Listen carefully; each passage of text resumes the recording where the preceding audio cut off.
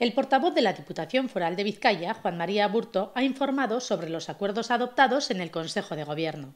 En primer lugar, Aburto ha comunicado que la Diputación ha aprobado inicialmente el Plan Territorial Parcial del Área Funcional de Munguía, que integran las localidades de Arrieta, Baquio, Fruiz, Gamizfica, Gatica, Lauquiz, Maruri-Jatabe, Meñaca y Munguía.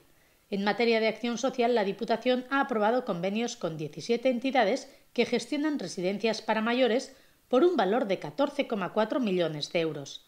Asimismo, la Diputación ha firmado un acuerdo con Kutxabank que permite la venta de productos turísticos online en www.mybilbaovizcaya.net. El Departamento de Promoción Económica también ha aprobado una subvención de 150.000 euros para la realización de un plan para el emprendizaje de empresas de base tecnológica e industrial de Vizcaya.